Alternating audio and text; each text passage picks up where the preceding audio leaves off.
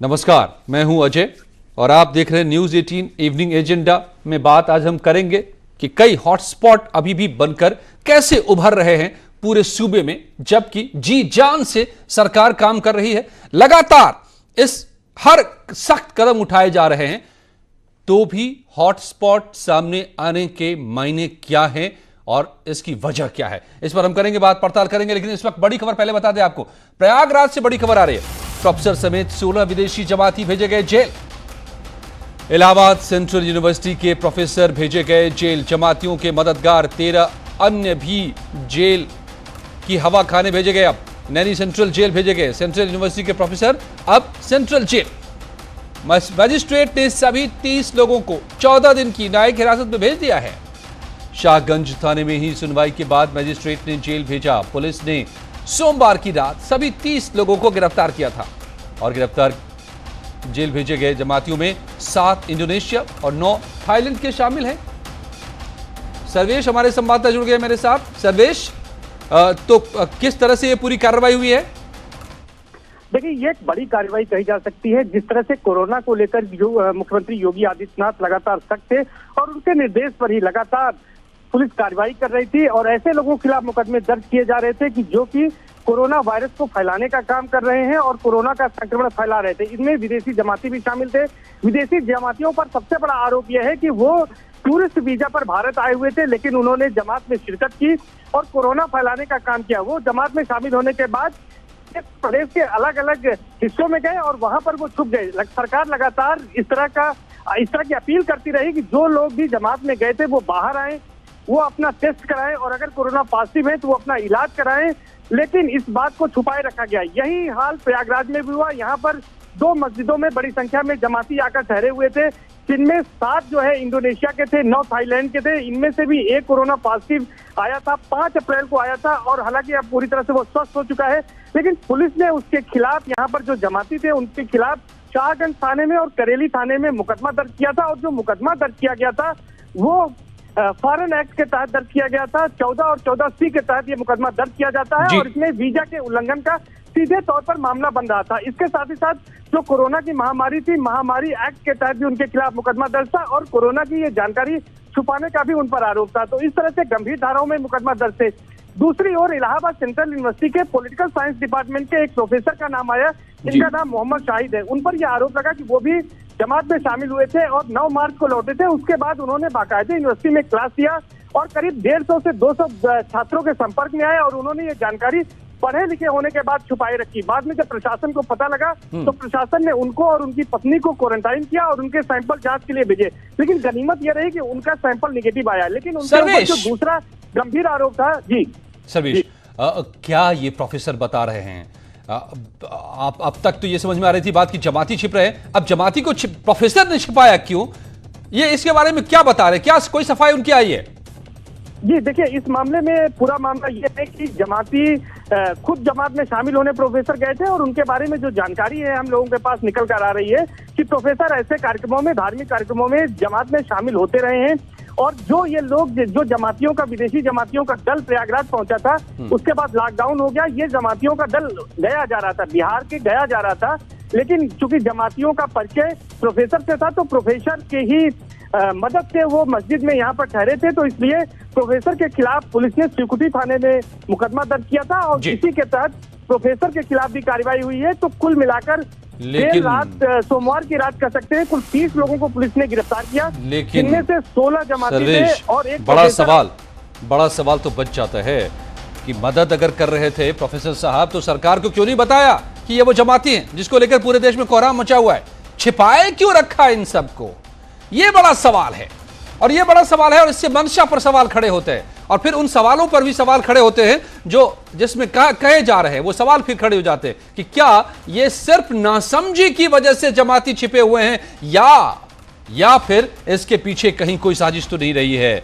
आज 8 बजे महाबहस में इसी पर करेंगे बड़ी पड़ताल, बड़ी बहस।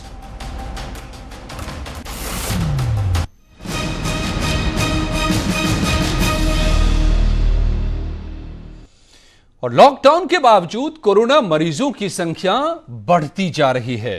कई ऐसे इलाके हैं जहां मानो कोरोना का ब्रेक अचानक फेल हो जाता है। तेजी से मरीजों की संख्या बढ़ जाती है। पिछले 24 घंटों में वो कौन से इलाके हैं जहां सबसे ज्यादा कोरोना के मामले सामने आए हैं? देखिए कोरोना के इन हॉटस्पॉट की सबसे बड़ी पड़ताल।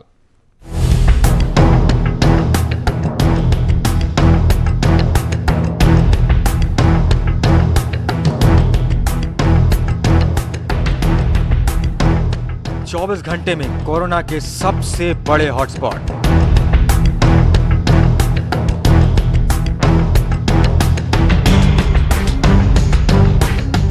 Raebareli hotspot number 1। रायबरेली में कोरोना के 33 मामले।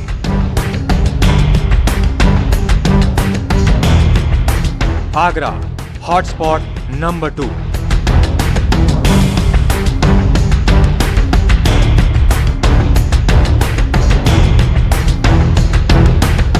आगरा में 24 घंटे में कोरोना के 28 मामले।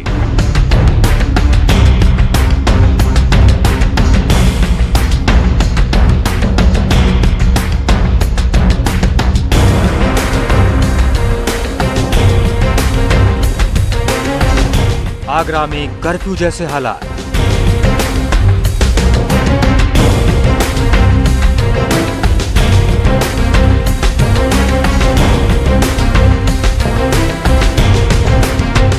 दूध वाले और सब्जी वाले बने कोरोना कैरियर।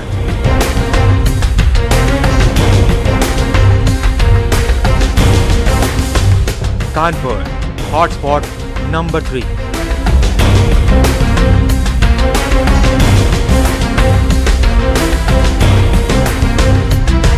कानपुर में 24 घंटे में 17 corona positive.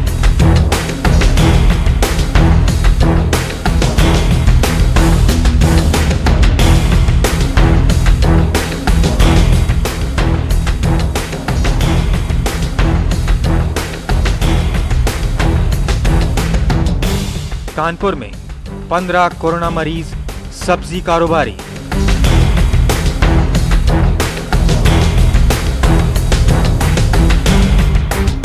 Moradabad hotspot number 4।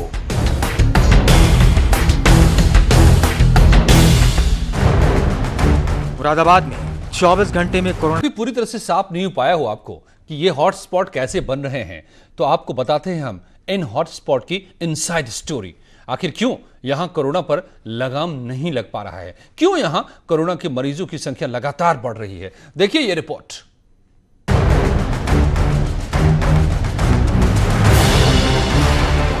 Hotspot number 1 Raebareli. पिछले 24 घंटों में रायबरेली में कोरोना का विस्फोट हुआ है। यहां एक साथ 33 लोगों में कोरोना की पुष्टि हुई है। रायबरेली में 2 सप्ताह पहले सिर्फ 2 मामले सामने आए थे। माना जा रहा था कि जिले में कोरोना की रफ्तार पर ब्रेक लग गया है, लेकिन अचानक 33 मामलों में पुष्टि होने के बाद लगता है कि कोरोना का ब्रेक फेल हो गया है। 33 पेशेंट एक साथ सामने आने से माना जा रहा है कि रायबरेली के कई इलाकों में लॉकडाउन का सख्ती से पालन नहीं हो रहा है। लखनऊ से एक स्वास्थ्य टीम अब रायबरेली के लिए रवाना हो गई है। Hotspot number 2 Agra. 28 नए कोरोना पॉजिटिव मिलने के बाद आगरा में कर्फ्यू जैसे हालात बने हुए हैं। पूरे शहर की सभी सड़कें वन वे कर दी गई हैं। आगरा के चप्पे चप्पे पर भारी पुलिस बल तैनात है। नए मरीजों में 3 जमाती हैं और 6 एसआर हॉस्पिटल के मरीज हैं। दूध वाले गांव से शहर नहीं आ रहे। पूरे शहर में कहीं भी सब्जी के ठेले भी नजर नहीं आ रहे। आगरा में दूध वाले और सब्जी वालों के कोरोना पॉजिटिव पाए जाने के बाद से हालात बेहद खराब हैं। आगरा के अस्पताल भी कोरोना के बड़े कैरियर साबित होते जा रहे हैं। जहां बीमारी का इलाज कराने आए मरीज अब कोरोना पॉजिटिव हो चुके हैं। आंकड़ा 300 के करीब पहुंच चुका है। Kanpur hotspot number 3।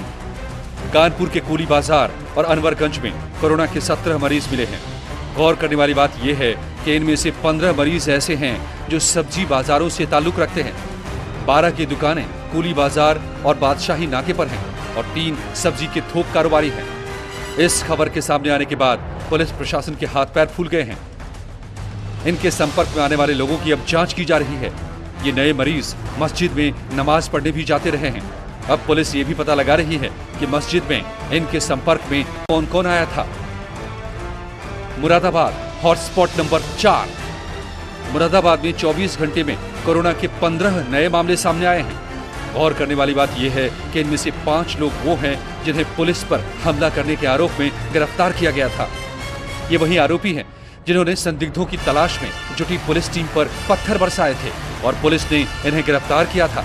लेकिन अब इनके कोरोना पॉजिटिव होने के बाद उन सभी पुलिस वालों को क्वारंटीन किया गया है जो इनके संपर्क में आए थे। Prayagraj hotspot number 5। प्रयागराज में 30 लोगों को पुलिस ने गिरफ्तार किया है। इनमें से एक प्रयागराज यूनिवर्सिटी का प्रोफेसर भी है। प्रोफेसर पर 16 विदेशी जमातियों को छिपाने का आरोप लगा है। मोहम्मद शाहिद नाम के इस प्रोफेसर ने उन जमातियों को शरण दी जो मौलाना साद के मरकज में दिल्ली में शामिल हुए थे। गिरफ्तार किए गए सभी जमातियों का कोरोना टेस्ट कराया गया है और पुलिस इनके संपर्क में आए लोगों की तलाश में जुट गई है। यूपी में अब तक हॉटस्पॉट की संख्या 348 हो चुकी है। Bureau report, news 18। जी हां, तो ये वजह है कि यहां पर ये हॉटस्पॉट पैदा हो रहे हैं। लेकिन इतनी सख्ती, इतने कदम उठने के बावजूद आखिर ये कैसे मुमकिन हो पा रहा है? और यही मैं समझूंगा। मेरे साथ जुड़े हुए इन तमाम जगहों से हमारे संवाददाता, आप देख रहे हैं रायबरेली से मेरे साथ जुड़े हुए हैं हमारे संवाददाता मोहन कृष्ण, मेरे साथ जुड़े हुए हैं मुरादाबाद से फरीद शमशी, कानपुर से अमित कंजू, आगरा से हिमांशु त्रिपाठी। सबसे पहले मोहन कृष्ण, जरा हमें समझाइए कि रायबरेली में आखिर मसला क्या है? कैसे 24 घंटे में 33 कोरोना पॉजिटिव अचानक सामने आए हैं? क्या वजह है? क्या लॉकडाउन का पालन नहीं हो रहा है या छिपे हुए लोगों में कोरोना पाया गया है?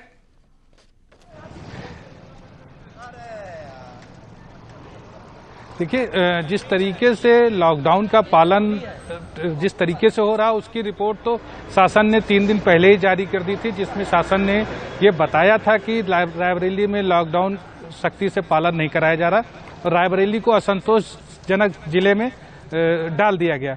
और उसी का परिणाम है कि आज रायबरेली में एकदम से 33 कोरोना के पॉजिटिव मरीज मिले, जिसके बाद से जिला प्रशासन लगातार जो उसकी तैयारियां थी वो धरी की धरी रह गई। नहीं तो लॉकडाउन का क्यों नहीं पालन हो रहा है ठीक से मोहन? क्या इसके पीछे क्या वजह है?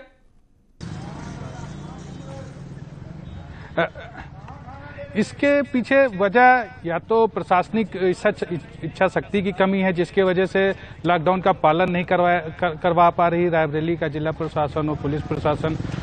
हम इस वक्त जहां पर खड़े हैं एक चौराहा है जिसको शहर का एक प्रमुख चौराहा डिग्री कॉलेज चौराहा कहा जाता है। यहीं पर पुलिस खड़े होकर लॉकडाउन का पालन करवा लेती, लेकिन अगर दूसरी सड़कों को देखा जाए, रायबरेली लगातार मतलब कई एनएच से होके गुजरते हैं रायबरेली के अगल बगल से। पहले रायबरेली प्रयागराज है, फिर रायबरेली कानपुर है, रायबरेली जौनपुर है।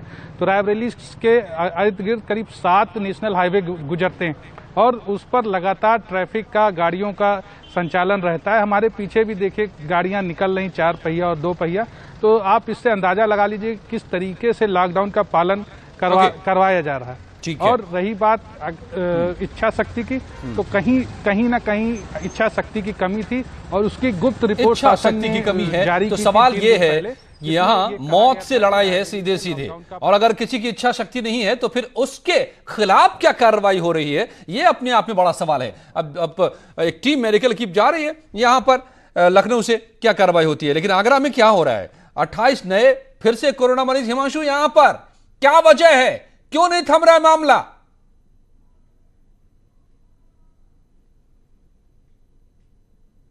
जो डाली है वो जमातियों ने डाली है। सबसे पहले कपूर एंड फैमिली जो हुई थी, इससे पीड़ित हुई थी कोरोना से, वो अस्वस्थ हो गई। उसके बाद यहाँ सब कुछ शांत चल रहा था, लेकिन अचानक से एक आदेश आता है कि वहाँ जमाती जगह जगह छिपे हुए हैं। उसके बाद जमातियों की धरपकड़ शुरू हुई और 144 जमाती पकड़े गए 24 घंटे के भीतर और इनको क्वारंटीन किया गया। और आज समझ सकते हैं आप कि 96 हो चुकी है जमातियों की संख्या जो कोरोना पॉजिटिव है। तो 295 है, नहीं 295 जो कोरोना पॉजिटिव है, इसमें 100 के करीब जमाती हैं। अब मामला बढ़ता कहां से, इसको समझना बहुत जरूरी है। इन जमातियों ने डॉक्टर मित्तल से इलाज कराया, तो डॉक्टर मित्तल के कांटेक्ट में आने वाले 20 से ज्यादा लोग कोरोना पॉजिटिव हो गए। और डॉक्टर मित्तल स्वयं कोरोना पॉजिटिव हो गए। पारस हॉस्पिटल में भी फैला, उसका भी लिंक जमात से ही कहीं न कहीं जुड़ता है, क्योंकि जो महिला पाई गई है उसका भी ताल्लुक कुछ विशेष है। और इसी तरह से बार बार आप सोचिए कि लगातार अपील की गई, तमाम सख्ती की गई, उसके बाद जमाती किस तरह से छुपे हुए हैं। उसका ताजा उदाहरण है कि जो आज सुबह रिपोर्ट आई है उसमें भी जो कोरोना पॉजिटिव पाए गए उसमें 3 जमाती शामिल हैं। तो ये जमाती डायरेक्ट तो खुद पीड़ित हुए, 100 के करीब पहुंच गए, लेकिन तमाम डॉक्टर, तमाम वार्ड बॉय, तमाम मेडिकल वाले, हेल्थ वर्कर, सब्जी वाले, यानी कि आगरा में जो हिमांशु बता रहे हैं कि जमातियों का ही कहर है, या तो जमाती खुद पॉजिटिव निकले हैं या उनके कांटेक्ट में आए डॉक्टर और डॉक्टर के कांटेक्ट में आए बाकी पेशेंट या जमातियों के सीधे संपर्क में आए लोग। यानी जमात का कहर आगरा में बरप रहा है और इसीलिए हॉटस्पॉट लगातार ये बना हुआ है। मगर कानपुर में तो कुछ और भी कहानी जुड़ रही है अमित। यहां पर जो तस्वीरें हम देखते थे, बार बार आगाह करते थे कि सब्जी की रेडी पर लोग लटके पड़े रहते थे एक साथ झुंड में, और अब पता चल रहा है कि वहां से भी कोरोना फैल रहा है। जमातियों ने तो कोहराम मचाया ही था।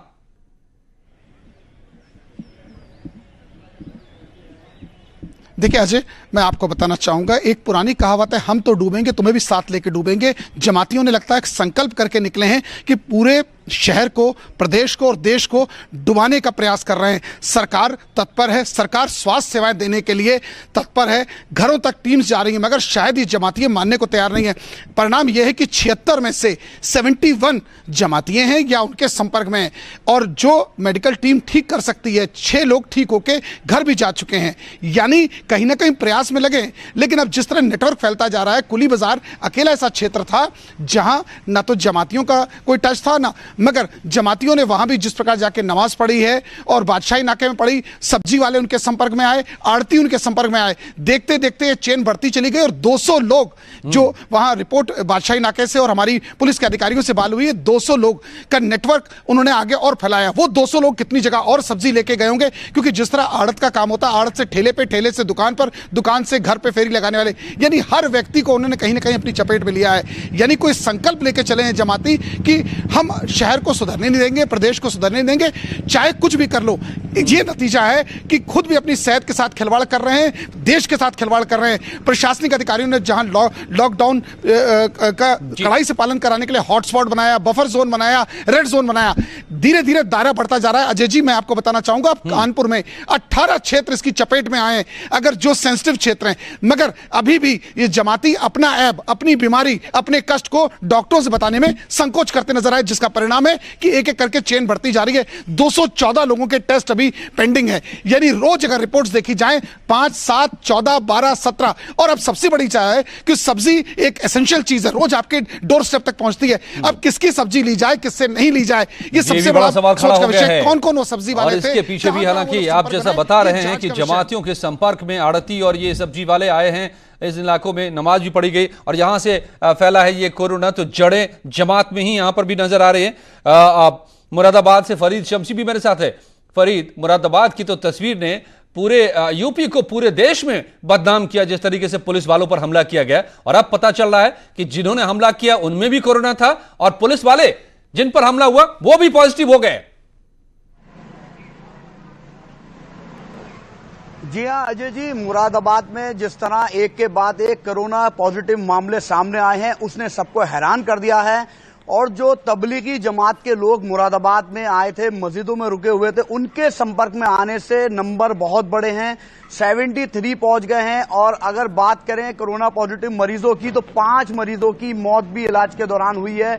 एक डॉक्टर भी इसमें डॉक्टर की भी मौत हुई है। तो मुरादाबाद में जिस तरह पुलिस प्रशासन सख्ती कर रहा है, उसका असर आज भी देखने को मिल रहा है कि यहाँ पर अब सड़कों पर कम लोग निकल रहे हैं। लेकिन हैरान करने वाली बात यह है, नागफनी में जो एक कोरोना पॉजिटिव मरीज की डेथ होती है, उसके परिवार के अन्य लोगों को लेने स्वास्थ्य विभाग की टीम, पुलिस की टीम उन्हें क्वारंटीन करने जाती है, तो वहां उन पर कुछ लोग, कम पढ़े लिखे लोग, जिन्हें अब ये कहकर बचाव किया जा रहा है, वो पथराव करते हैं। उसमें डॉक्टर घायल होता है, पुलिसकर्मी घायल होते हैं, एम्बुलेंस टूटती है, पुलिस की गाड़ी टूटती है, आरोपियों को पकड़कर जेल पहुंचाया जाता है। उसके बाद अब पता चलता है कि जेल में उन कैदियों में जो पथराव के आरोपी थे वो अब कोरोना पॉजिटिव मिले हैं। तो अब प्रशासन के आगे बहुत बड़ी समस्या खड़ी हो गई है कि किस तरह पूरी जेल में जो लोग हैं किस तरह उनकी जांच कराई जाए। एक के बाद एक चेन बढ़ती जा रही है। लॉकडाउन का मकसद था चेन तोड़ी जाए, बजाय तोड़ने के मुरादाबाद में चेन लंबी होती जा रही है। और आम लोगों की बात करें तो सड़क पे लॉकडाउन का पालन तो दूर, लोग मास्क भी नहीं लगा रहे हैं। लोगों को अभी इसकी गंभीरता का अंदाजा नहीं है। तो धार्मिक गुरु उनसे अपील करते करते थक गए हैं। सरकार की बात तो हटा दीजिए फरीद, तो ये बात साफ है, आप चारों ने जो पड़ताल की है उससे ये एक बात साफ है कि कुछ लोग हैं जो आज भी नहीं समझ रहे, खुद मौत को गले लगा रहे हैं और दूसरों में भी मौत को बांट रहे हैं। और ऐसे में एक प्रोफेसर जैसा शख्स अगर ऐसे मौत बांटने वालों को छिपा कर रखे थे तो क्या यह देश के खिलाफ अपराध नहीं है, देशद्रोह नहीं है? आज 8 बजे होगी इस पर महाबहस। फिलहाल यहां जारी है खबरों का सिलसिला।